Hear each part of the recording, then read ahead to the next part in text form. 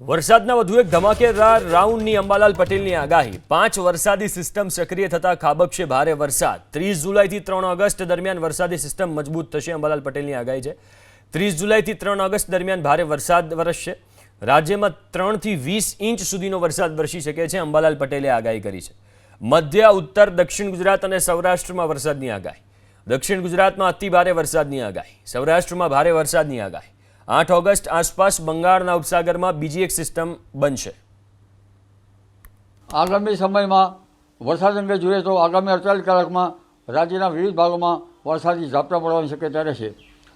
પંચમહાલના ભાગોમાં દાહોદ લુણાવાડાના ભાગોમાં મહીસાગરના ભાગોમાં પણ વરસાદી ઝાપટા પડવાની શક્યતા રહેશે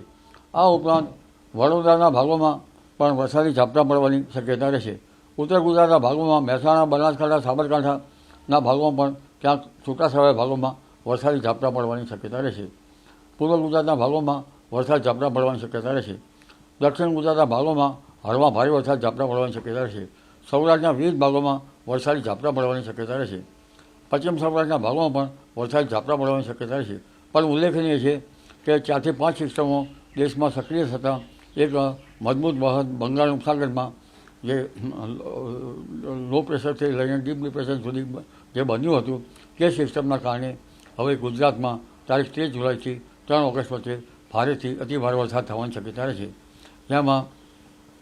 મધ્ય ગુજરાતના ભાગો વડોદરાના ભાગો મહીસાગરના ભાગો પંચમહાલના ભાગોમાં ભારેથી અતિભારે વરસાદ થવાની શક્યતા રહેશે જેમાં કોઈ ભાગોમાં 3 થી 4 ઇંચ વરસાદ 5 થી 8 ઇંચ જેવો અને કોઈ ભાગમાં 20 ઇંચ જેવો કુલ વરસાદ ખાબકી શકે જળભરાવ થવાની શક્યતા રહેતા ખેડૂત ભાઈઓએ પાણીના નિકાલની વ્યવસ્થા કરવી યોગ્ય રહે।